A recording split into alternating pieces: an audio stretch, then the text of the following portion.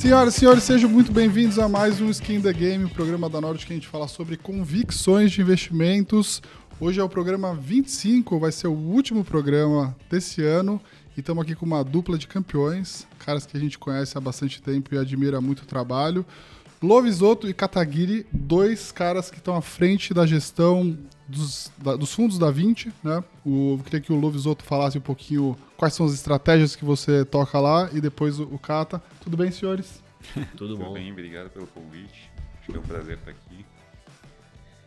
Luiz, tudo certo aí? Vai me ajudar com as perguntas? Tudo bem. Até choquei que o Kataguiri não tá de camiseta. Fiz umas 5 reuniões com ele, tava de camiseta. Ele me mete uma camisa pra mim. O pessoal hoje. vem elegante aqui. Vem participar do elegante programa. pra mim aqui. É isso aí. Nessas horas importantes a gente se veste um pouquinho melhor.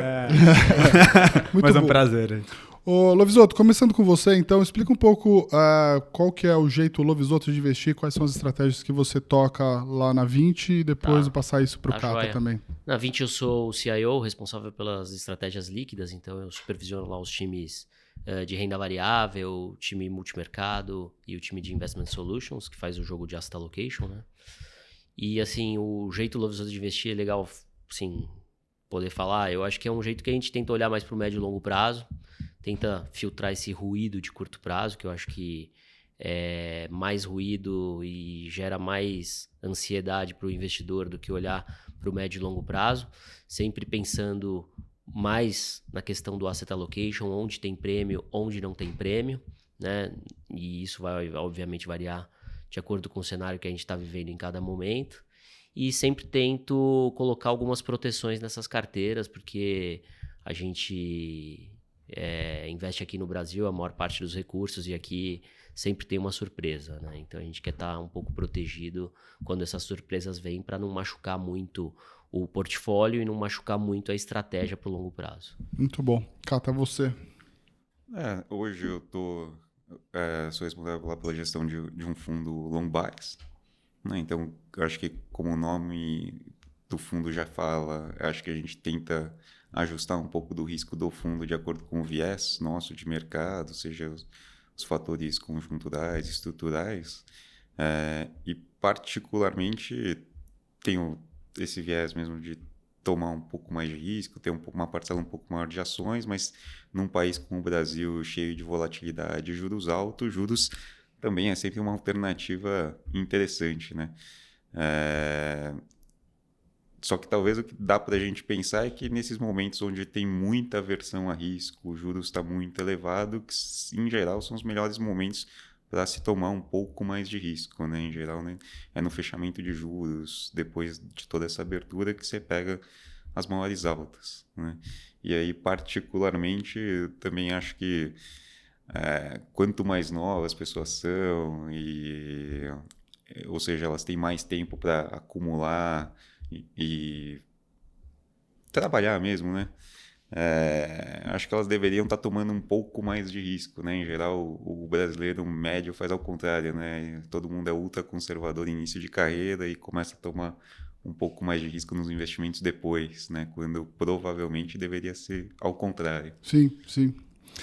Acho que era até legal a gente explicar para o pessoal, né, o que é um fundo long bias. Então, só que dando uma explicação bem simples, né, um fundo long bias ele tem flexibilidade, é um fundo de ações, né, na sua essência, mas ele tem mais flexibilidade de estar mais comprado ou não. Então, um fundo que eventualmente, aí eu queria que até o Kata explicasse o quanto que você chega a oscilar a disposição, né, mas vamos supor aqui, um fundo long bias ele pode tá, às vezes, com patrimônio 100% comprado do fundo, ou até mais comprado, né? Ele pode fazer alavancagem vendendo ações, né? Ele pode estar 130% comprado, 30% vendido, com exposição líquida de 100%, ou ele pode estar menos comprado, menos vendido, mas o ponto é que às vezes a exposição líquida dele ao mercado de ações pode ser menor do que um long only normal, né? Um fundo long only normal, aquele fundo que só fica comprado em ações, dificilmente ele vai oscilar entre 90 e 100, vamos dizer assim, 100%, né? O long bias ele tem mais flexibilidade, ele pode fazer mais short também, e quando ele estiver muito pessimista, ele pode achar que não vale a pena estar com tanta exposição à bolsa. E aí, acho que era até um ponto legal, você falou as as grandes oportunidades na bolsa estão justamente nesse momento onde tem menos... tem muita notícia ruim, né? Você tem muito juro, ainda, a gente tem uma curva ainda... Uma curva que estava precificando Selic caindo, fechando o ano, provavelmente e o ano que vem 10 e pouco, e depois que acabou as eleições, a gente viu essa curva empinando de novo, né? Como que ficou a tua exposição, até para você mostrar um pouco da tua convicção com o momento? Assim, o fundo tem essa flexibilidade toda, né? Acho que tirando o último mês que a gente deixou a desejar, acho que desde o início do fundo a gente conseguiu adequar a exposição líquida a todos, a volatilidade que a gente passou, né? E curiosamente a gente abriu o fundo no final de 2019, então logo no início pegamos a Covid, depois abre e fecha várias vezes ao longo do ano, né? Eleições, etc. Então, aumenta juros aqui, aumenta juros no mundo, redução de liquidez global, conflitos geopolíticos. Então, assim, logo quando a gente começou o fundo, por exemplo, no início de 20, a gente estava quase que 100% comprado. Conseguimos fazer algumas proteções ali no início de 2020. Vocês chegaram a ter put de aéreas também no meio do caminho, né? Ali até fala assim, na verdade a gente mirou, achou que só as aéreas iam quebrar, mas nunca que a Covid ia chegar onde chegou, né? Mas foi o suficiente para comprar um pouquinho de put de airlines e um pouco de câmbio, como hedge na época. E quando veio a Covid, estourou, a gente percebeu que tudo ia paralisar e reduzimos o net exposure do fundo para 50% mais ou menos, compramos 80% do fundo em dólar para redear, e depois fomos, à medida que os bancos centrais foram colocando liquidez, a gente foi diminuindo os hedges, tomando um pouco mais de risco. No início era até um risco relativo, né? Para a gente, no mais óbvio era compra ativos expostos ao e-commerce, ao digital, vende o físico, compra alta renda, vende baixa renda. Então, no relativo, a gente conseguiu capturar um pouco da alta e não necessariamente a gente precisou aumentar tanto o net exposure do fundo, num momento onde era difícil saber exatamente para onde a gente ia, né? Então, era mais claro o valor relativo do que o absoluto. Então, isso também é uma vantagem do fundo, da gente poder se posicionar nesses plays relativos, né? E aí, mais recentemente, indo para a sua pergunta também, no momento de incerteza, a gente tirou risco inicialmente do fundo. Chegamos a reduzir também perto de 40% agora. Mas aos poucos acho que a gente está voltando a colocar um pouco mais de risco. De novo, acho que o nosso trabalho é sempre ponderar risco-retorno, né, onde o preço dos ativos importa, e procurar entender um pouco quais são as assimetrias, o que está acontecendo. E aí, quando a gente olha lá para fora, acho que essa reabertura da China, que muita gente esperou por muito tempo, né? Acho que a gente estava sempre comentando ontem até que era sempre no próximo evento, né? Seja qual que era o evento, Olimpíada, depois virou recondução do Xi, etc. Mas finalmente parece que está acontecendo. E aí, assim, se a gente aqui viu no Ocidente uma explosão de consumo, independente de cada país, estado, região, sei lá, ficou 6, 3 meses, 1 ano parado, na China eles estão há bem mais tempo, né?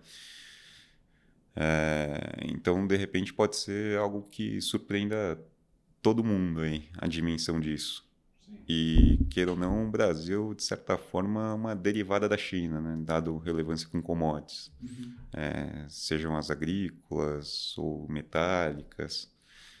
E isso pode ajudar muito o Brasil, assim como foi no primeiro mandato do Lula, né? Uhum. Isso que eu ia perguntar, tá animado aí com commodities, então, ou não? Assim, a gente está ficando, porque se o petróleo está onde está, né? Com a China consumindo, sei lá, 1,5 milhão, 2 milhões de barris a menos do que deveria, né? Não tem praticamente chinês viajando pelo mundo, né? Se o milho e a soja estão nos recordes também, com toda essa restrição da China, toda a instabilidade climática, todo ano é uma safra diferente, né? A gente não sabe o que vai acontecer nessa, mas os estoques de alimento estão dados, né? Diferente de petróleo que o Oriente Médio consegue aumentar, reduzir a produção ali, controlar um pouquinho a torneira, digamos assim. Na soja e no milho não dá para fazer isso, né? E o Brasil é um grande exportador dessas proteínas, sejam vegetais ou animais, né? Eu acho que o cenário de commodities, assim, só para complementar, é positivo para o Brasil, né? Porque a gente acredita que é preço alto por um tempo relativamente longo. Então, assim, não atrapalha do lado da inflação, porque não teria uma elevação de preço. Então, não acaba não atrapalhando do lado da inflação, mas acaba ajudando do lado dos termos de troca. Então, assim, para a moeda, como a gente exporta commodity, seria positivo, né? Balança comercial seria positivo. Então, assim, é um cenário interessante, assim, para o Brasil, né? Não teria o lado ruim de ter a alta de preço que a gente viveu desde 2020 até praticamente o início de 22. Teria só o lado positivo do preço alto. Sim. Até na questão da China, o Cata deve saber melhor do que eu essa história, mas acho que diferente da Europa, dos Estados Unidos, a gente não teve um excesso de poupança, posso estar errado, mas assim, excesso de poupança na China como a gente teve em Estados Unidos, como a gente teve em outros lugares onde os cheques foram muito grandes, que também gerou depois essa onda de consumo que veio pós. Né? Você acha que isso de alguma forma poderia frustrar um pouco esse boom que teria, que o pessoal tanto espera, né? Até os mercados emergentes esse último mês, estava vendo esse dado, subiram 15%, né? Acho que foi a quarta maior alta dos mercados emergentes em 20 anos, né? O ETF, né? O índice de mercados emergentes subiu 15% em dólar, foi bem forte. E o Brasil foi 0, ou seja, poderia fazer um catch-up violento. Exatamente. E aí o follow-up era exatamente isso, assim, esse é um voo de galinha ou realmente a gente entrou num novo trend de mercados emergentes vis-à-vis desenvolvidos? A nossa visão é positiva com China. Acho que os pontos que o Cata falou da reabertura depois de 3 anos trancados, eu acho que você tem mais o lado positivo também das pessoas voltarem a gastar, ter essa mobilidade toda. Depois o Cata pode falar o número de voos lá, né, Cata? Quanto é? Zerou, né? Sim, era 8... voos internos. Tem, sei lá, 5% de chinês voando do que tinha antes. E a China, né? Ou seja... Tem chinês, né? Tem coisa para acontecer. E talvez sem a desvantagem, como não teve bolsa, de ter aquele dinheiro extra e eventualmente uma pressão maior do lado da inflação, entendeu? Acho que tem um lado... Estamos enxergando do lado de China talvez o copo mais pro lado cheio. Sim. Agora eu tenho uma pergunta que é importante. Eu fiquei na dúvida aí na resposta do Cata. É o seguinte, quando você tem aí juros altos e fechamento de curva... dá para ganhar dinheiro com juros ou dá para ganhar dinheiro com a bolsa? Você que é o cara que olha as assimetrias dá para ganhar com os dois. É interessante essa pergunta, sempre vem essa pergunta, né? Eu acho assim, eu vou responder de um jeito assim, bem direto. Primeiro, assim, dá para ganhar com os dois. Segundo, que tem uma questão que quando a pessoa acha que, não, vou manter o dinheiro em juros e depois eu vou para a bolsa, quando os juros começar a cair, ela tá achando que ela tem o poder de comprar a bolsa na hora certa. Ou seja, ela tem aquela bola de cristal de chavear os recursos para a bolsa na hora certa, porque aí o juro já caiu e tal. Só que na hora que ela fizer isso, a bolsa já vai estar em outro patamar. Então, assim, não existe isso, né? Acho que a pessoa deveria ter as duas classes de ativos ao mesmo tempo, né? Depois, assim, eu acho que tem uma variável agora que tem um peso muito grande, as pessoas acabam esquecendo, né? Assim, o cenário que nem você colocou no começo, né, Breia? Tá bem negativo, pesado, e isso já se reflete, na verdade, no nível de alocação que as pessoas estão tendo na bolsa. Então, hoje em dia, se a gente pegar várias fontes e tal, vai dar mais ou menos 10% dos recursos alocados em renda variável. Assim, 10% dos recursos alocados em renda variável, a gente está perto das mínimas. Chegou, em algum momento, teve 8,5%, 9%. Só que toda vez que ele chega perto dos 10%, no ano seguinte a bolsa sobe. Então, assim, se a gente partir daquele... sem nenhuma assim, ciência muito forte, mas assim, se a gente partir que a gente tem que comprar a bolsa na hora que ninguém quer, a gente está vivendo aquela hora que ninguém quer. Tanto é que está todo mundo subalocado. Então, existe a chance, na verdade, da bolsa até andar antes dos juros. Por quê? Porque do lado que é o problema que a gente tem, e que ainda bem que todo mundo conhece, que é o problema fiscal, ele vai retardar provavelmente o ciclo de corte de juros. Então pode ser que a bolsa ande antes do que o investidor vai ver o fechamento dos juros. Sim, sim. Até os multimercados, né? Tava vendo isso um tempo atrás, né? Fazendo uma continha ali. Os multimercados estão próximo do limite inferior, né? De alocação de bolsa, assim. Então estão super mais também, curiosa, né? Filipe, dos multimercados é que assim, eu fico vendo, né? A gente, de novo, acho que talvez está no meu DNA do Cata, da casa, a gente olha mais médio e longo prazo mesmo, não tem como não ser assim. Mas assim, quando eu vejo o pessoal mais pessimista e depois vejo o que eles têm de posição, a posição não é short. A posição é simplesmente não ter posição. Exatamente. Então assim, eu tô pessimista, o Brasil não tem short. Então o mercado tá leve e eu acho que o próximo movimento vai ser na direção da compra. Então assim, por isso que eu tô com a cabeça, só para não fugir da sua pergunta, eu acho que a bolsa vai andar antes do juro. Tá? Ou seja, a bolsa vai se valorizar mais do que o juro se eu olhar para chutar assim 2023. Boa. Mas vamos falar também de juro aí, né? O que você está olhando? Você tem alguns mandatos lá onde vocês olham muito para o Tesouro Pré, também para o Pré e também para os indexados à inflação, né? Dentro aí do juro, qual que é a tua cesta de preferência aí de vértices e perfil de... A gente gosta, né? De novo, o juro também nesse patamar é um retorno super atrativo. Assim, em algum momento do ano que vem, a gente vai ter um IPCA que vai estar mais ou menos 3%, entre 3 e 4, olhando 12 meses. Com o juro em 13,75, você vai ter um juro real enorme, 9 e pouco. Ou seja, então assim, você tem dinheiro para ganhar nos juros, né? O que acaba acontecendo é que nesse momento a gente prefere assim, as coisas mais pós-fixadas, tá? Em primeiro lugar. Então a gente ficaria mais com a parte ligada a Selic, CDI, assim por diante. A parte de juro pré, provavelmente na hora que passar essa questão do anúncio do pacote, quem é o ministro e tal, vai ficar um bom momento também para aplicar. Porque a curva, que nem você colocou, agora já tem prêmio. Já tem alta ali dentro. Se o pacote for minimamente aceitável, a gente provavelmente vai ver um ano de 23 que você não precisa ter alta. Então tem prêmio ali para você aplicar.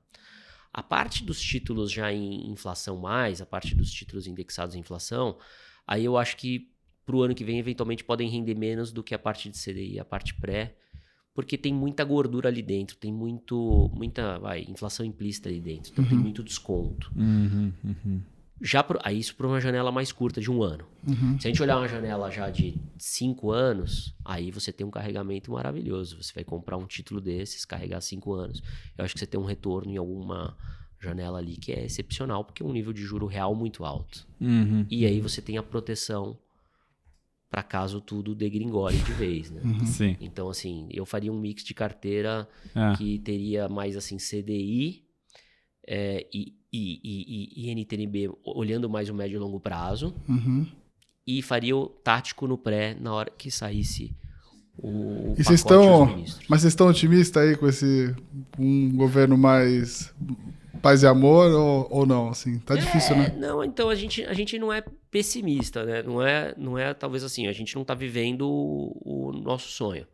Mas assim, a gente já teve que lidar com esse governo, a gente já viu eles assim agindo, então acho que assim, isso faz a gente acreditar que meio que a gente sabe trabalhar nesse cenário, né? E tá acontecendo meio que o que aconteceu lá atrás. Provavelmente vai ser um ambiente que o juro o corte vai ficar postergado, a gente dificilmente vai ver juro de um dígito, esquece. A gente vai ter que trabalhar com um juro real maior. Então, é mais ou menos assim que a gente está vendo. Se a gente pegar o primeiro governo do Lula, o juro era maior do que o que a gente tem agora e a bolsa subiu. Então, assim... Então, eu acho que é mais um asset allocation para você ter ligado à renda fixa, isso bolsa, e eu não teria dólar. Não teria dólar. Isso que eu ia perguntar, assim, como é que você montaria uma carteira hoje, minimamente, entre as classes, para esse cenário hoje porque a gente veio de dois cenários muito diferentes, né? A gente veio um cenário de kit Brasilzão até 20, a grosso modo. Sim, né? Foi rápido, né? Você comprava bolsa, vamos embora. Assim, o kit Brasil funcionou um ano antes da eleição e o primeiro ano de governo do Bolsonaro. Depois ele já não funcionou. Exatamente. Esse é um ponto importante pra gente. Então, assim, o mercado vem realizando quase há 2-3 anos. Se você pegar a bolsa há 3 anos, ela cai 10%, 15%. Assim, historicamente, em 3 anos, a bolsa cair 15%, é meio que você está trabalhando nos piores percentis, assim. Então, já teve muita realização. Né? A alocação já saiu de 15, que nem a gente estava falando, para 10. O PI da Bolsa está 7. Então, assim, teve já muita realização. Tá? O mercado está bem descontado.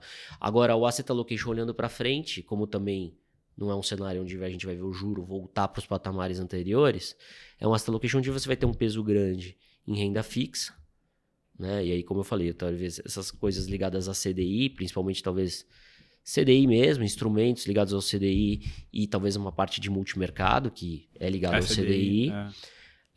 Uma parte ligada à inflação mas aí já olhando médio e longo prazo, tático no pré. E uma parte ligada à equity, bolsa, que está muito descontado. A parte de dólar, eu tendo a não gostar porque o carregamento, né, o diferencial de juro está muito alto. Aí a gente coloca um outro risco na mesa que é bom a gente colocar. Né? A gente falou de Brasil, mas tem um risco na mesa que é assim, onde que vai parar o juro nos Estados Unidos? É no 5, no 5,5 ou vai ser acima do 6? Vocês estão em qual fase desse? A gente ainda está ali no 5,25, 5,5, que é um juro que a gente já viveu e que com o juro que a gente tem aqui dá para você tocar em frente o barco. Acho que assim, se a gente imaginar que pode ter o risco de ser 6 para cima, aí a gente tem um outro risco vindo do lado externo que é grande, tá? E, Cato, como é que ficam as empresas aqui no Brasil com um juro tão alto, né? Acho que assim, é o que o Lovisotto falou, 2002, 2003, 2004 foi um ano bom para a Bolsa, apesar dos juros estar alto também. Né? 2009, mesma coisa. Né? O juros estava alto, foi bom depois de uma realização grande. 2016 ali, na final da Dilma, mesma coisa. O juros estava super alto, foi bom também. Assim, talvez dando como exemplo, o Bradesco, nos últimos 15 anos, chegou a uma vez book value por 4 momentos. Né? Em 3 deles, falava-se de banco quebrar.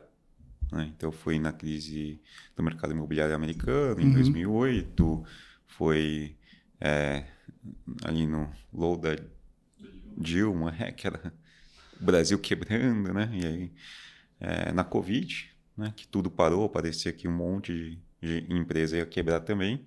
E agora? Onde, assim, nem de perto fala-se de banco quebrar, né? Então, você vê que hoje a gente tem o Bradesco de novo. É claro que ele tem suas dificuldades de curto prazo, com a qualidade da carteira, etc. Mas, assim, o preço dele, a patrimonial, ele bateu em 3 momentos que falava-se de banco quebrar, né? A gente esquece, mas Itaú Unibanco aconteceu por Pra salvar o Unibanco. Pois é. Por uma corrida bancária, eventualmente, etc. Né? Assim, então, era nesse contexto que o Bradesco chegou no book value também. Né? Era na Covid. E, de novo, momentos que o juros estava super elevado.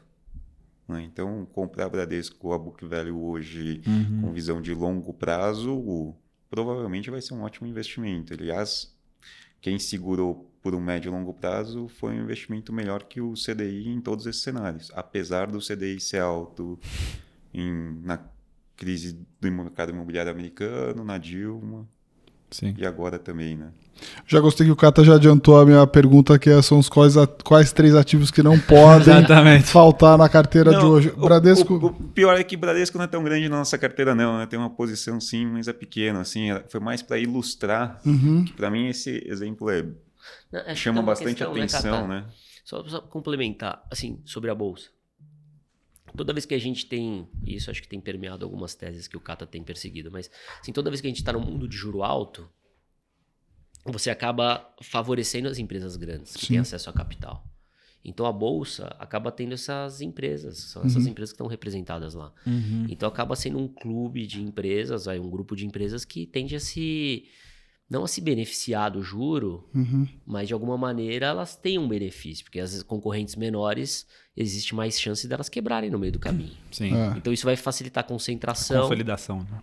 e ajuda as empresas grandes. Não, o maior exemplo disso foi que ainda a gente não tinha saído da pandemia e as empresas listadas na bolsa estavam batendo recorde de faturamento, lucro e tal. Você fala assim, esses caras vivem num mundo paralelo. É isso. Mas o mundo paralelo é justamente isso, né? As empresas que vão para a bolsa, geralmente são as top 3, 4, 5 de cada setor, né? São empresas que são maiores, mais rentáveis. Tem gestão boa, né?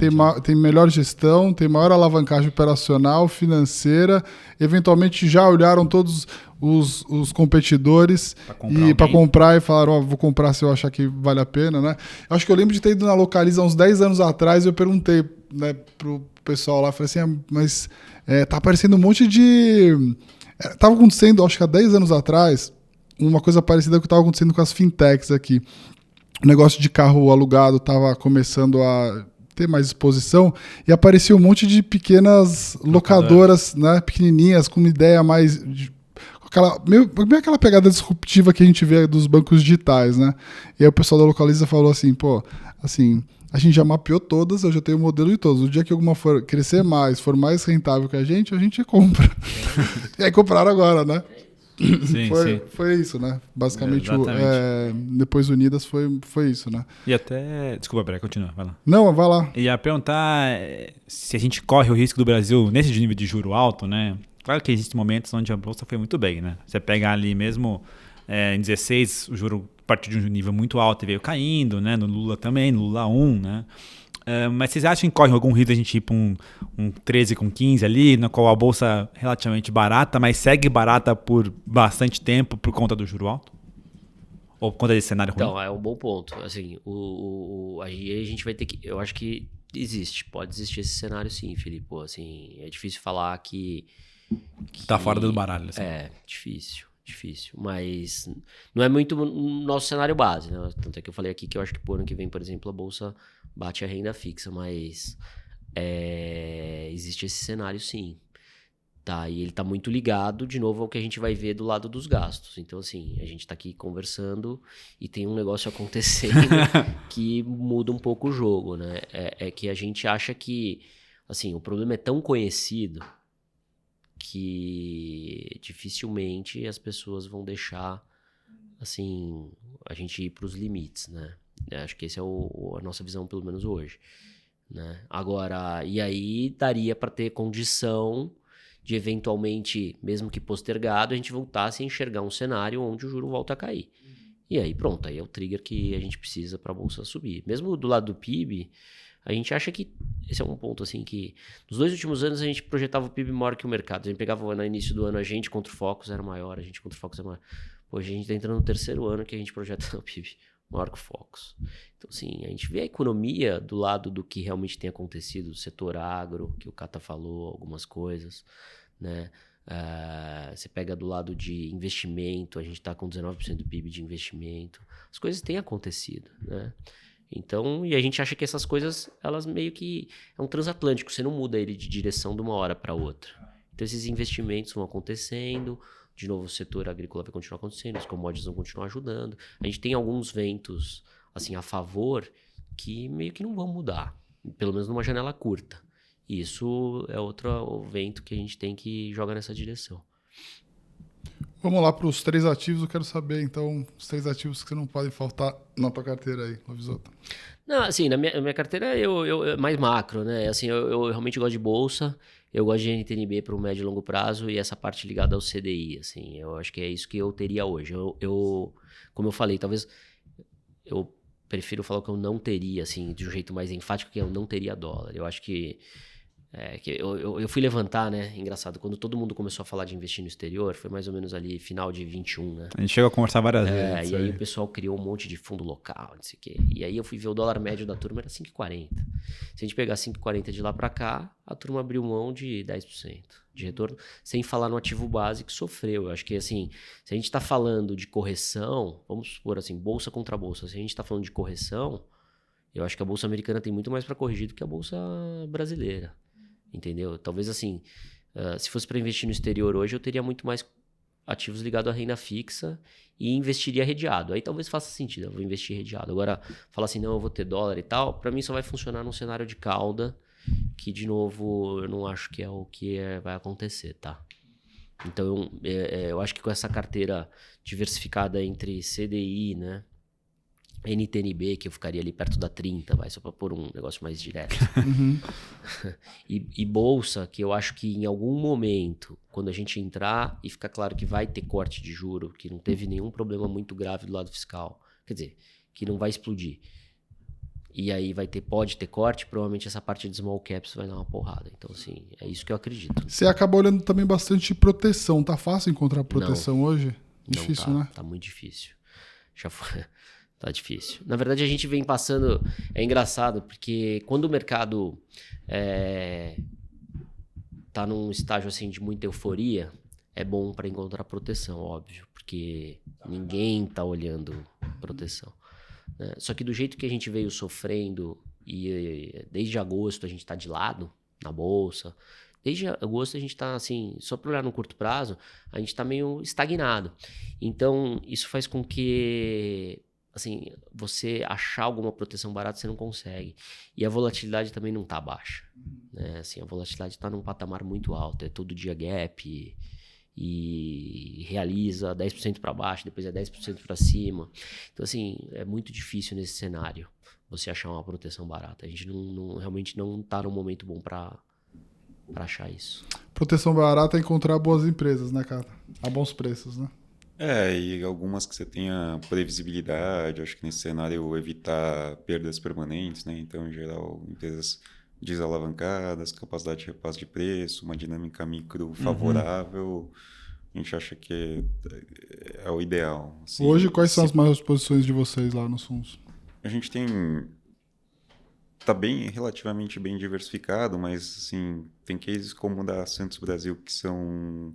Acho que é bem interessante que ele se defende nesse cenário, né? Então, uma empresa que é caixa líquido, 500 milhões de caixa líquido, até vai ganhar um pouquinho mais com esses juros elevados.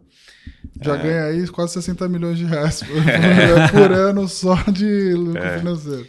E lá tem uma dinâmica própria interessante que a capacidade do Porto de Santos está super tomada, né? Assim, então... Se você for olhar ali os resultados da Santos Brasil, basicamente ela tem uma dinâmica super positiva até 2013, que era quando o Porto tinha 80%, 90% de utilização de capacidade. De 2013 até 2020 é um resultado pior que o outro, que aí o Porto mais que dobra a capacidade dele, tem algumas expansões grandes que acabam acontecendo lá, junto com a crise no Brasil. E que, por incrível que pareça, a demanda do Porto de Santos praticamente fica flat, quase nunca cai, assim, caiu 2009, né? Obviamente, assim, o problema foi que teve muita entrada de capacidade e o preço despencou.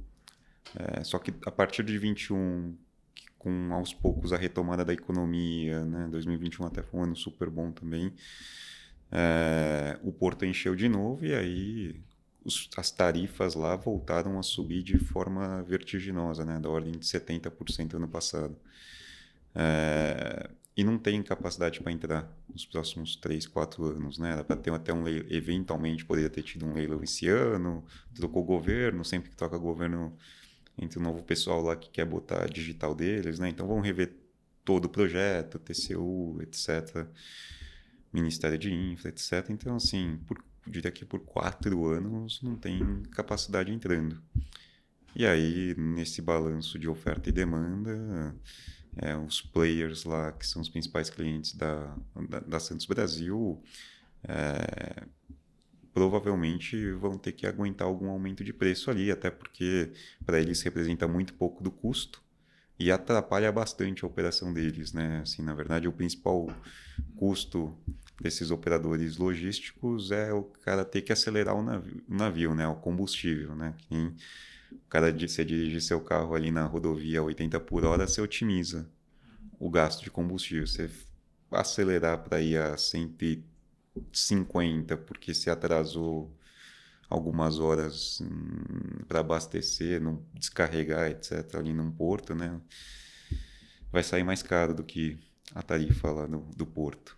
Então, todo esse contexto faz com que ele tenha uma dinâmica própria, assim, o PL baixo, quase de 1 dígito, então também ajuda, né? Porque o que a gente tenta evitar bastante é entrar nessas empresas de PL 30, 40, 50 vezes alavancados, que daí depois você descobre que os juros é maior, a venda foi menor, tem alavancagem operacional que foi ruim, aí seu lucro revisa 30%, a ação caiu 30% e continua nas mesmas 50 vezes PI, né? Então, acho que esse tipo de cenário é para você evitar essas empresas, assim. Sim. Que mais? O que mais tem na carteira? Gostei de Santos Brasil porque a gente não ouve falar de Santos Brasil aqui há bastante tempo. Eu lembro que vocês tinham Cielo também, não sei se tem ainda, que é um case que até caiu 20% agora, tá comprando mais? A gente continua com a posição de Cielo. A gente acha que teve uma mudança, que nem você acabou de comentar inicialmente, de fintech, né? Assim, não só fintech, mas talvez em adquirência foi o subsetor ali que mais recebeu dinheiro, né? Então, Samar, PagSeguro, Stone, assim, desde as startups até o VC, Equities, todo mundo deu dinheiro para essas empresas perderem dinheiro. E aí, quando esse pessoal recebe dinheiro a 10, 15 vezes receita, é fácil, né? Só que eu acho que desde o final do ano passado o mundo mudou. Algumas empresas perceberam isso antes das outras. Acho que só muda um pouco da velocidade com que cada um percebe isso. Então agora todo mundo precisa gerar lucro. Aliás, precisa gerar caixa. Porque tem empresa ainda que dá lucro, mas não gera caixa por capitalizar algumas despesas. E aí, nessa questão de geração de caixa, assim, mesma coisa. Esse setor foi talvez o melhor setor do Brasil até 2017.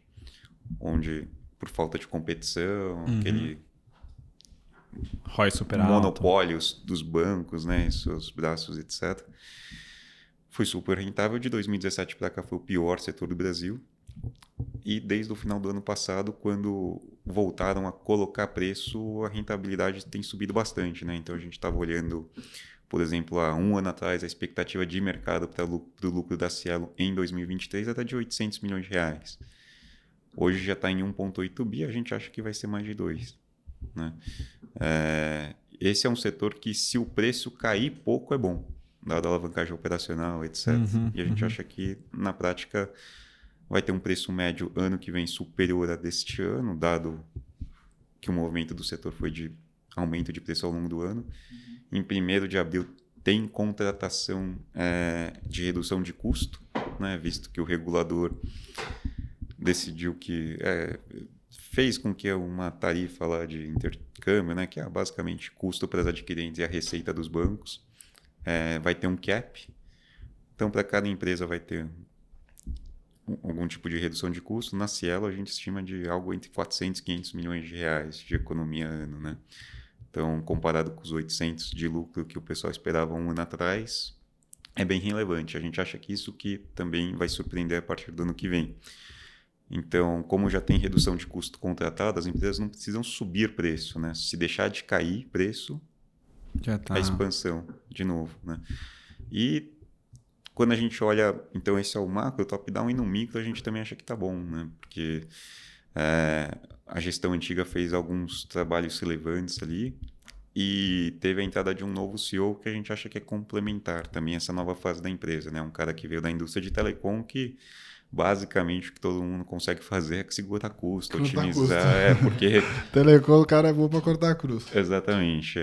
E até do ponto de vista estratégico, ele também teve algumas visões bem acertadas, né? Assim, que nem esse novo CEO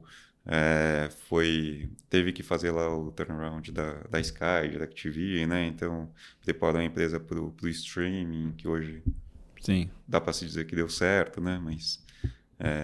satélite, se continuasse parado ali e não fizesse nada diferente, estava fadado aos pouquinhos definhando, né? Então, a gente acha que, além disso, desse macro top-down, que é bom para o setor de adquirência como um todo, no micro, a Cielo também tem coisas ali acontecendo que vão trazer eficiência para ela. Ela tem um ativo que dá o lastro, né, que é a Cateno ali, a operação que eles compraram do Banco do Brasil, que só isso deveria valer 10, 11 bilhões de reais, que é basicamente o que a Cielo está valendo em bolsa hoje, né? Então, em outras palavras, você quase que recebe a parte de adquirência de graça. Muito bom. Maravilha. Gostei que são 2 Isso que eu ia cases falar. não consensuais. Pois Aí. é. Fala mais um cabeludo aí. Não, mas tem esse negócio que é legal, né? Porque, Mas esse é super bom.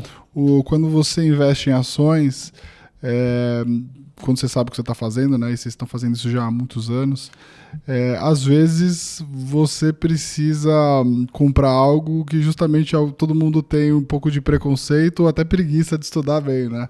Porque é ali que às vezes tem algum prêmio, né? Você tem um desconto relevante, né? Cielo já foi aquele dia da bolsa, né? Olha que, A R$35, né? Lá em aquele cima. dia da bolsa e depois virou, né? Vamos dizer, o patinho feio.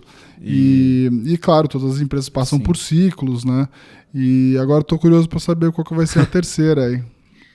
A gente pode falar, talvez não de uma empresa, mas talvez é um instrumento diferente que a gente está utilizando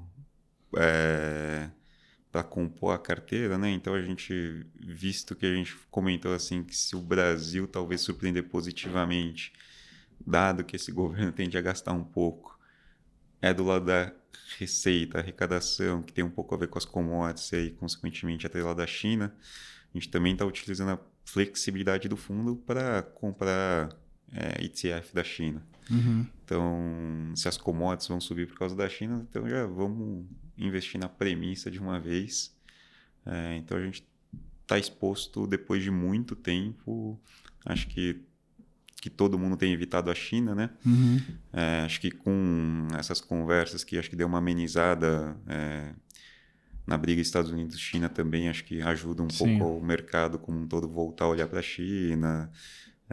E essa reabertura também acho que é emblemático, né? Quando a gente não sei ler mandarim, mas pelo que todas as reportagens falam, tinha protesto ali contra o Xi, né? Exatamente. Acho que há 6 meses atrás era inimaginável um negócio desse, né? Assim, o povo saindo na rua. Sem dúvida. E aí compra o ETF do basket do índice principal lá chinês ou compra de algum? O MX, você tá fazendo o MSCI. A gente foi no FXI, antigamente a gente chegou a investir num outro que tinha mais exposição à tecnologia, mas nesse cenário acho que é melhor em algo mais diversificado lá. Sim. Mas esse negócio das teses não consensuais que o Bré comentou, acho que é super importante, porque acho que um dos problemas que a gente vê às vezes em equities, né, até já discuti isso com o Cata, acho que os outros também, é que a turma acaba sendo muito consensual em vários cases, né? E aí a porta de saída fica pequena, né? Porque não tem liquidez às vezes, na bolsa para todo mundo sair junto, né? E acaba criando meio que um group thinking no mercado, né? Chega uma hora que você começa a ver, você conversa com o gestor, localiza. Conversa com o gestor, localiza. Com o terceiro, localiza. Você fala assim, tá se formando uma nova natura, novos problemas, né? Nessa direção, mas, assim, né? acho que tem 2 problemas. Primeiro, o problema, acho que da indústria é quando o cara fica grande demais e aí ele acaba sendo quase que obrigado a investir só no que tem muita liquidez. O cara muda o mandato. Você pega a história do cara de 10, 15 anos. Exato. O cara começou ali gerindo small e mid, depois mid e large, depois agora virou só large e só as large com muita liquidez, porque o cara prefere ter 15 bi e carregar a taxa de ATM do que gerar alfa, né? Exatamente. E o outro problema, acho que claro, como qualquer coisa que acontece na indústria, também tem muita ancoragem, né? O pessoal prefere estar errado junto do que tentar acertar sozinho, né? Ninguém perde emprego por errar com todo mundo. Exatamente. Né? Eu brinco às vezes que alguém fez a conta e o resto vai copiando por trás, né? Mas acho que nesse caso é legal assim que a gente tem um histórico, né, Cata, de fazer bastante coisa diferente, né? Acho que se a gente voltar no tempo, tiveram vários cases que... Eu acho que todo ano a gente teve quase que 2 cases que era... Sim. De vez em quando é errado também, né? Sim. E até... toda vez que eu tentei acertar uma coisa que ninguém tava olhando, é porque ninguém tava olhando mesmo. Era um velho trap mesmo, né? Eu tô achando que ninguém tá vendo isso. Que tem esse problema, né, Brian? Foi assim que eu parei de fazer cagada na bolsa. A gente fica falando pra olhar coisas fora do consenso, aí o cara vai pegar, não, quero aquela miquimba da bolsa que ninguém tá vendo lá. Mas eu acho que uma coisa que pelo menos eu aprendi ao longo do tempo é que, assim, quando você vai nesses cases sozinho, acho que é importante você conseguir responder também, assim, por que só eu tô vendo isso e o que vai fazer o mercado concordar comigo. Sim.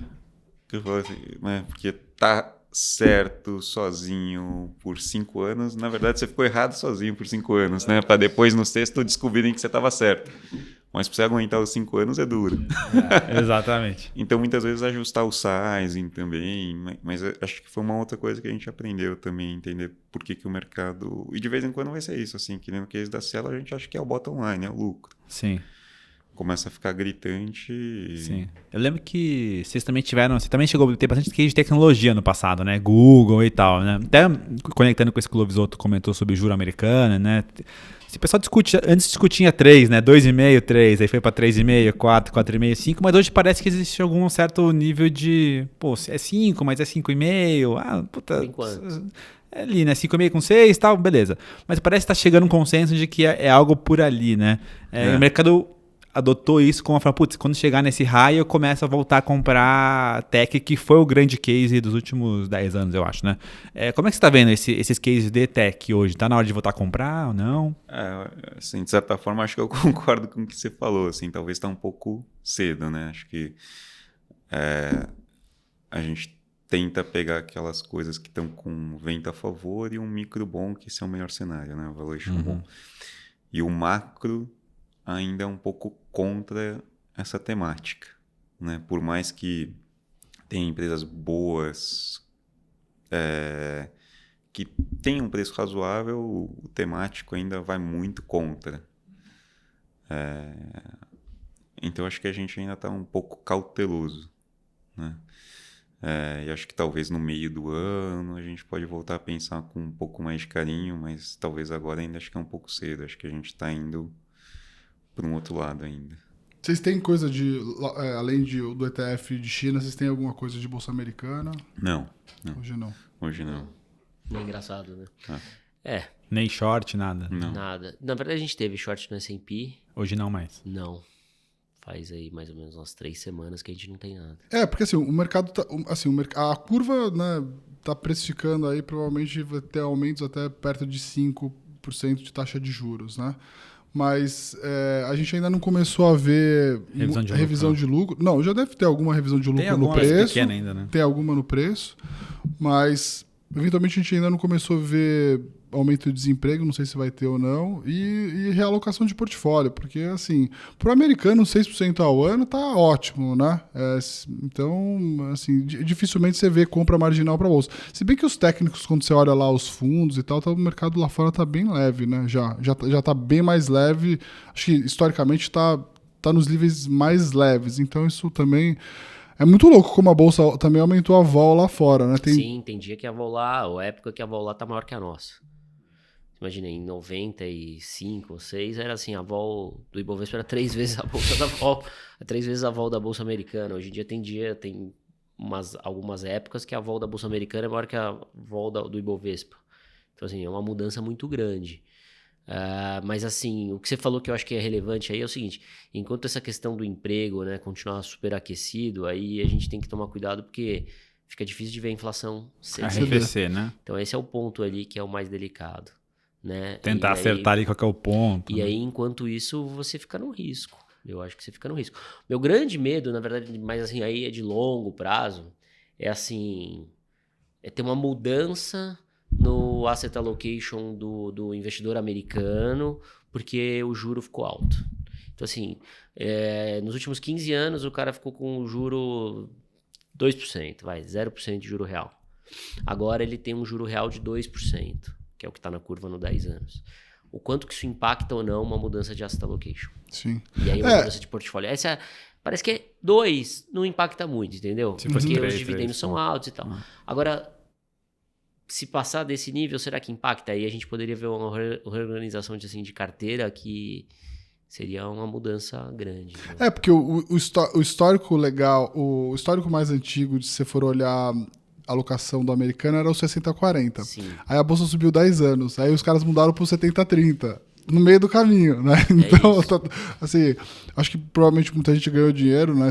Quem entrou cedo nessa história, mas O ano passado, quer dizer, esse ano, né, o pior ano de bonds da história. Destruição nos dois lados. 22%, acho que na queda do índice lá de bonds e a Bolsa Americana também, né? Funciona super bem. Você teve um bull market de bonds e um bull market de bolsa, né? Foi caralho, né? Foi uma destruição muito grande. Assim, é um dos piores anos, acho que é o pior ano, na verdade, dessa carteira 60-40 na história. Assim. Né? Porque perdeu nos dois. Perdeu nas duas pontas, né? Então é dos piores. Então, assim, isso é um negócio pra gente... Mas acho que é pra olhar lá pra frente. Acho que não é nada, assim, muito imediato. Sim, muito bom. Vamos lá. Seguindo aqui nas nossas perguntinhas, né? Assim, olhando um pouco aí para Brasil ainda, voltando agora para esse assunto, né? O que vocês acham que pode ser o que tira o sono de vocês? Vocês ficam mais preocupados? A questão agora do... E aí eu queria também entender um pouco mais a visão de vocês a respeito disso. Até agora a gente só teve sinalizações ruins do governo. Talvez a gente tenha tido uma sinalização um pouco menos ruim era o teto do que poderia ter chegado nos 200. Agora a gente está falando de 150, talvez por menos tempo, né? Mas a gente ainda não sabe qual força que vai ter o Congresso, né? Que é uma coisa que eu acho que a gente só vai conseguir começar a perceber a partir do da próxima composição, né? Como é que vocês estão vendo isso? O que para vocês são os alertas aí para a gente ficar mais esperto, até mesmo a gente acompanhar as notícias que realmente fazem sentido, né? Tem muito ruído, você falou no comecinho. Muito, na verdade. Tem muito ruído todo dia sobre muita coisa e o pessoal que acompanha a gente, né, acompanha o mercado, talvez precise entender quais são os pontos mais relevantes que a gente precisa acompanhar. E aí eu queria que vocês passassem um pouco dessa visão. Vamos tentar. Eu acho assim, voltar um passo. Assim, para mim, o Brasil é um avião que está voando na direção certa, com o tanque cheio. A questão só é que nesse momento a gente não sabe quem é o piloto. Então, assim, pode acontecer dele embicar. No avião da farofa da GQ. Em direção à farofa da GQ. Pode acontecer dele embicar, assim, de novo, não é o nosso cenário. Então, assim, qual o problema? O problema é essa situação onde a gente não sabe quem é o comandante, quem é o ministro da Fazenda, quem são as pessoas, qual é a equipe, né? Depois a gente tinha uma linha de defesa lá que a gente imaginava, né, logo após a eleição da Câmara e do Senado, que era assim, a Câmara e o Senado são mais à direita, eles vão regular as coisas. Esse aí, em 3 dias, a gente já viu que não funciona bem assim, né? Quer dizer, rapidamente... Na hora que senta lá, né? Já foi resolvido e, sim, ficou claro que essa linha de defesa a gente perdeu. Uhum. Né? A gente tem a última linha de defesa, que é o Banco Central Independente. É isso que sobra agora de defesa. E nessa situação atual, a gente meio que tem que esperar para entender o que vai ser aprovado. Eu acho assim, não dá muito para a gente sair chutando. Assim, óbvio que quanto menor for o valor e quanto menos tempo for, melhor é. Uhum. Né? Qual o número que o mercado suporta e tal, eu acho assim, difícil da gente chutar. Porque ontem o mercado comemorou lá algumas coisas, essa redução PEC, e o prazo menor. Hoje já estava preocupado com as entrelinhas, se tinha algumas brechas que foram colocadas lá dentro. Parece que tinha. Como é que saiu no texto? O cavalo de Troia. Não, o cavalo de Troia. Mas como é que saiu o texto lá? Os caras falaram de teoria moderna. Várias coisas. Que aula. Assim, tinha algumas preocupações em relação a outras formas que eles tinham colocado lá dentro que iam abrir brechas para se gastar mais. Então, assim... Então a gente vai ter que esperar, não tem muito o que fazer, assim, essa é aquela hora que... Porque qual é o ponto? Se a gente olhar a simetria, né? Eu acho que tem a simetria mais pro lado positivo do que pro lado negativo, mas não quer dizer que não pode cair 20%. Pode cair 20%, só que eu acho que a simetria é maior pro lado positivo. Então, assim, é aquela hora que se você se mexer por conta desse evento que tá para acontecer, você vai perder dinheiro. Assim, o que eu sei dizer é assim, o cara que se mexer agora vai perder dinheiro. Se eu pegar de hoje para 60 dias, esse cara vai perder dinheiro. E quando... Porque ele, se cair, ele depois não vai comprar na hora certa. Sim. Entendeu? Então a melhor coisa é ficar meio esperando, vendo. Com tamanho de posição adequado, acho, né? Com o tamanho adequado. E esperar. Não tem muito, assim, para onde a gente correr. E o lado bom é que, né, assim como o juro regula várias coisas, ele bem ou mal te dá um certo conforto no seu portfólio, que você vai ter uma certa rentabilidade e provavelmente ainda uma rentabilidade acima da inflação, mesmo você errando em algumas alocações. Então, agora, assim, o que a gente tem que monitorar? Acho que a gente tem que monitorar a qualidade da equipe, acho que esse é um ponto importante. A gente tem que monitorar essa questão externa da China, essa questão do juro americano e essa questão aqui agora do tamanho do pacote e o prazo. Sim. Que eu acho que, de novo, não vai ser bom, mas não é alguma coisa que vai matar a gente Sim. no momento seguinte. Acho que a gente, provavelmente, se for para sofrer, a gente vai sofrer lá em 2024. Porque primeiro, provavelmente, a gente vai sofrer os efeitos positivos desse dinheiro que vai ser gasto. Uhum. O que quer dizer? Quer dizer o seguinte, vai vir mais consumo, vai ter um monte de coisa bombando. Sim.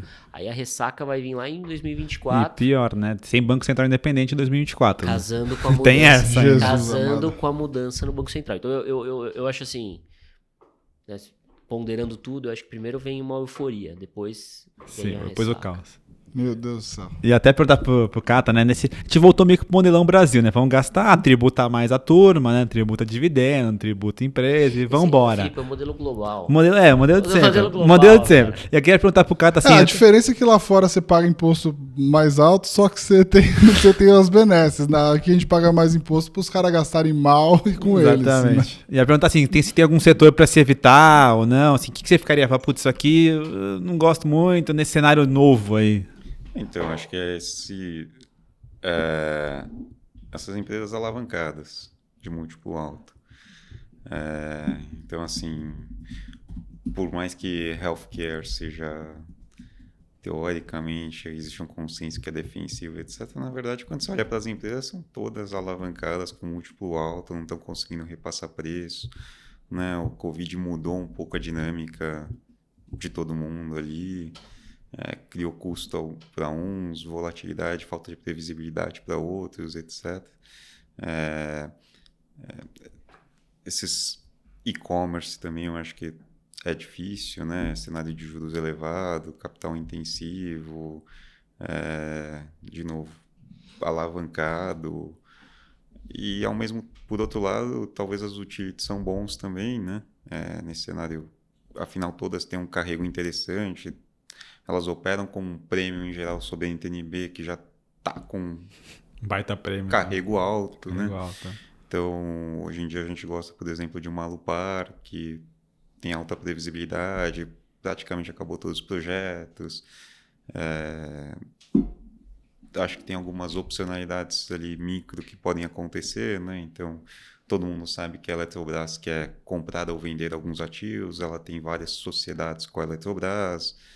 Acho que como quem quer fazer o M&A é muito mais elétrico do que ela, tem uma probabilidade bem razoável do negócio ser bom para ela, né? Seja vender num preço bom ou comprar num preço bom. E provavelmente um pouquinho dos dois, né? Tem ativo que ela talvez entregue 100% para eletro, outra ela compra 100%. Uma Copel pode ser interessante também, né? Uma estadual que é bem gerida já, com opcionalidades de uma eventual privatização, se tornar mais eficiente. Então, essas assimetrias que a gente continua indo atrás, né? Que tem muita coisa ruim no preço e pode acontecer muita coisa boa. Mas estatal já com interferência do federal já fica mais complicado. A gente ficou super cauteloso, chegamos a tirar quase que todo o risco dessa linha, mas assim, a gente começa a ter uma exposição de novo por preço, né? Quando a gente olha o Banco do Brasil ali, é claro que ninguém acha que não vai ter intervenção, né? Mas dado a exposição ao agro dele, o banco negociando, sei lá, 2,5 vezes, 3 vezes lucro, assim, aguenta bastante desaforo, né? Assim, menos de meia vez patrimonial, né? Nos piores, meia vez? Nos piores momentos da Dilma estava nesse patamar também. Parece exagerado e com uma simetria boa. Assim, acho que ninguém acha que o banco vai continuar do jeito que está pelos próximos 4 anos, mas a pergunta que a gente fica fazendo é quanto que está no preço, né? E vai demorar para fazer qualquer coisa, né? Então, tem uma inércia que ajuda também. Vocês chegam a ficar short lá em single names ou... A gente chega. E tem alguma coisa... É óbvio que eu sei, às vezes é mais delicado para o gestor falar sobre shorts, né? Mas, enfim, se tiver alguma coisa que vocês acham que assim tem muita liquidez e que dá para a gente falar aqui de um ativo que hoje na bolsa é caro, ruim, que... A gente está bem diversificado. Não tem muita coisa. Começa por aí, dado que a gente acha que na média, assim, as coisas estão mais tá descontadas e com a simetria para cima, se tiver essas notícias de equipe econômica, não ok, né? Mas a gente está concentrando os shorts em alguns temas, empresas que consumo discricionário, alavancado e diversificado também em diversos nomes. Às vezes a gente faz com put também, né? Que aí é mais defendido. Sim, desse problema, né? Maravilhoso. Boa. A gente sempre termina o programa aqui, vocês sempre precisam dar... falamos aqui sobre vários ativos, né? Então falamos, não compraria dólar, compraria pós-fixados, o Lovisotto falou, compraria bolsa, bons ativos, NTNB 2030. China, ETF de China. Falamos sobre Santos Brasil, Cielo... Qual foi a terceira? Não comprar Tech agora. Não comprar Tech agora. O Cata falou sobre o ETF de China, né? E estamos falando aqui também de Banco do Brasil, como está negociando a 2 vezes lucro, enfim, tem bastante coisa. E ficar short nos consumos discricionários super alavancados. Falando sobre muito ativo, hein? Tem skin the game pra caramba. Exatamente, aqui. Hoje não faltou.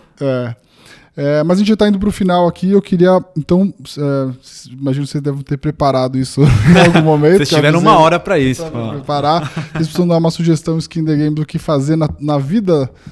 O que você sugeriria que uma pessoa deveria fazer pelo menos uma vez na vida ou todos os dias da vida que mudou a sua vida pessoal, profissional, enfim, intelectual, espiritual, qualquer coisa.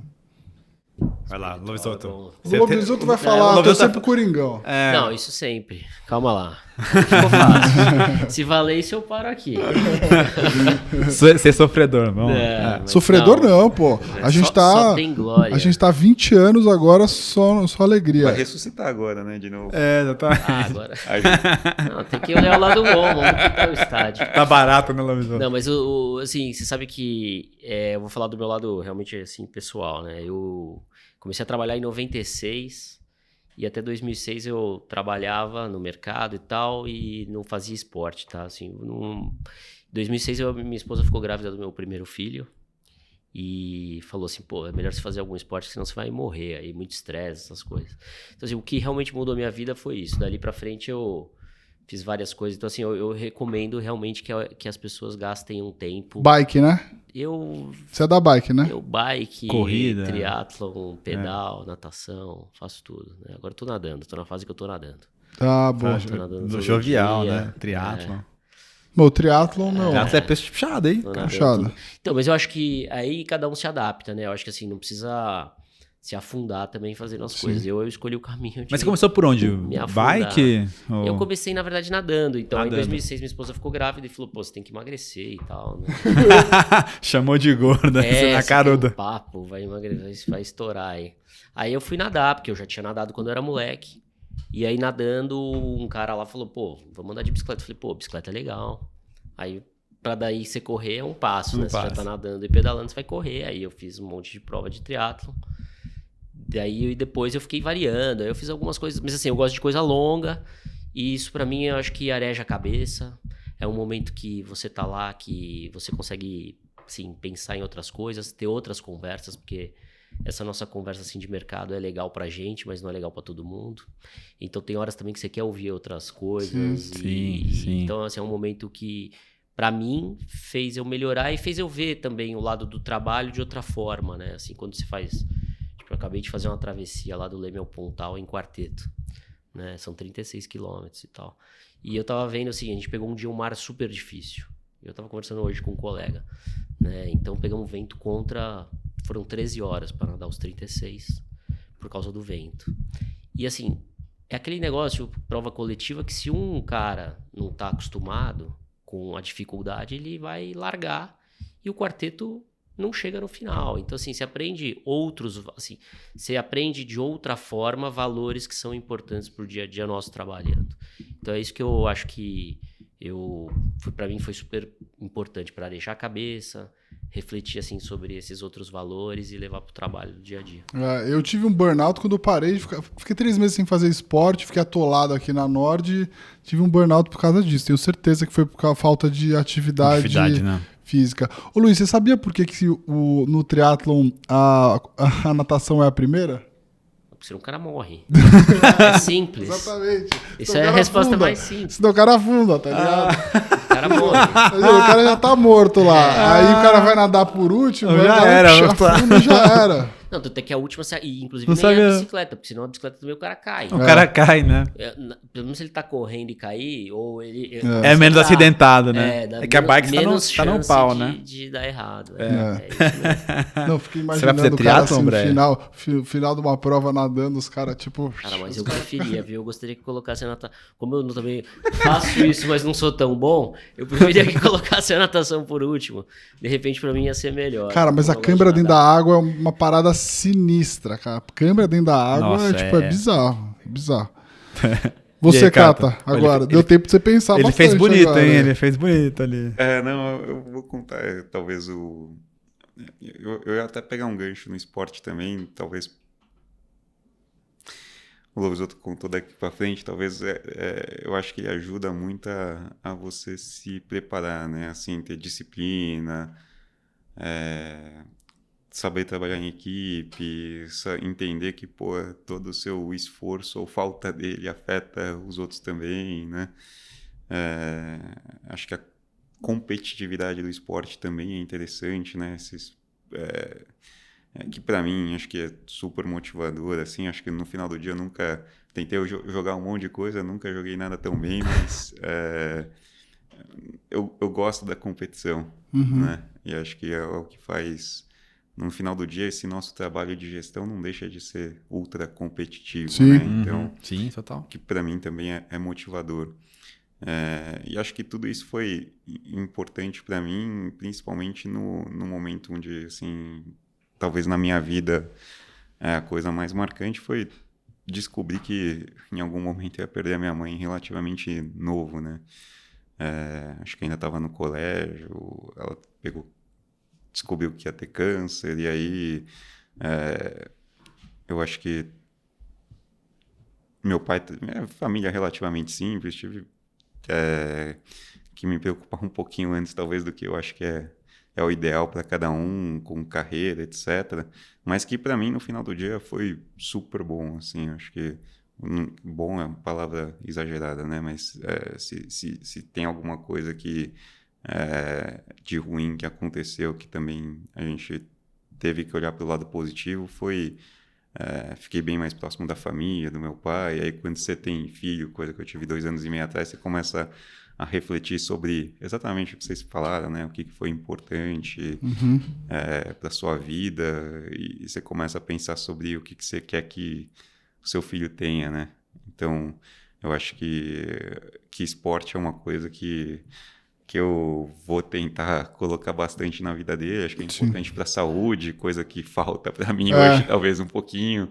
Não, eu falo que assim, a única sugestão que eu dou sobre criação dos filhos, porque eu nunca criei ninguém, eu nunca tive filho. Solteirão Mas de assim, São Paulo. mas é solteirão isso, eu falo assim, cobiçado. cara, o teu filho precisa pelo menos você precisa encontrar algum esporte que ele precisa jogar de forma competitiva. Eu concordo. Não é só ir lá, fazer medalha, natação. honrar o mérito. Exatamente. Não, se tiver essa história que todo mundo ganha medalha, troca de lugar.